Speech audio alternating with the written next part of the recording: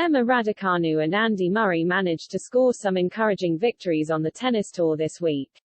The 18-year-old not only won her first match since lifting the US Open title, it was also the first WTA Tour victory of her career, though she was unable to progress to the Transylvania Open semi-final, where her idol Simona Halep lay in waiting for their first-ever clash. Meanwhile, Murray backed his chances of making a breakthrough soon after beating recent foe Hubert Hurkacz in a tricky opening round clash at the Erste Bank Open, with the world number 10 having beaten the Brit twice in the last few weeks. Although Murray got his own revenge, it was 18-year-old Carlos Alcaraz who was victorious in their second-round grudge match, with the Brit having beaten him just weeks ago in Indian Wells. With 4 tournaments being held across the ATP and WTA tours this week, plus a new row over the upcoming Australian Open as Novak Djokovic's chances of competing hang in the balance, Express Sport is taking a look at the biggest headlines in the last week of the tennis world from both on and off the court. Although she was unable to lift the title this week, or make it to her dream clash against idol Simona Halep in the semi-final, it was still a successful week at the Transylvania Open for Raducanu, who crossed some career firsts off her list.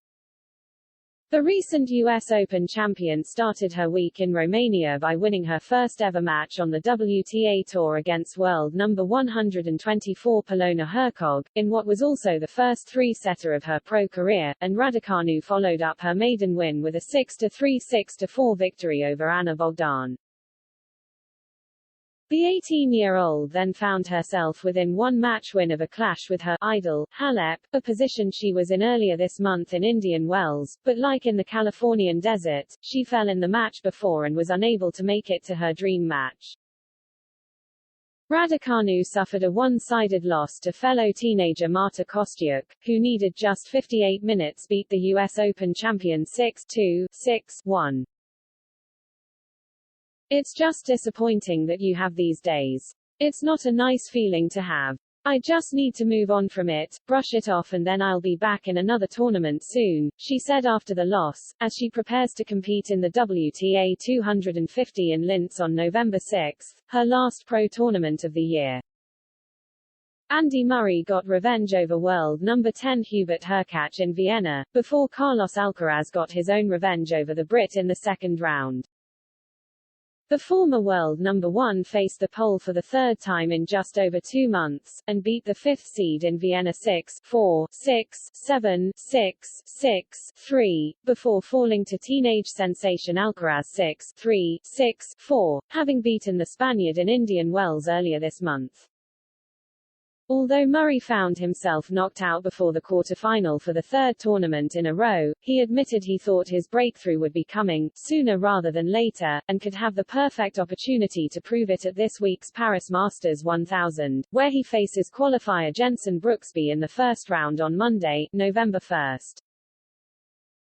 Following his loss, the 34-year-old said, "I'm not going to keep losing in the second and third round of tournaments. I will get better and I will improve and I will break through in 1 week, or 2 weeks, or a few months. If I continue on that path and build up a little bit more consistency, be that little bit more clinical and a bit more ruthless, I will start winning more and have some deep runs, but it's tough." Will he or won't he? It's been the off-court talk of the tennis world recently, but erupted this past week when Australian government officials found themselves in a row over allowing unvaccinated players to compete in the Australian Open. It had been looking increasingly likely that players would have to prove they were double vaccinated in order to be given visas into Australia to compete in the season-opening Grand Slam, something the 9-time champion has been opposed to as he refuses to disclose his vaccination status and previously cast doubt over his participation if this was required.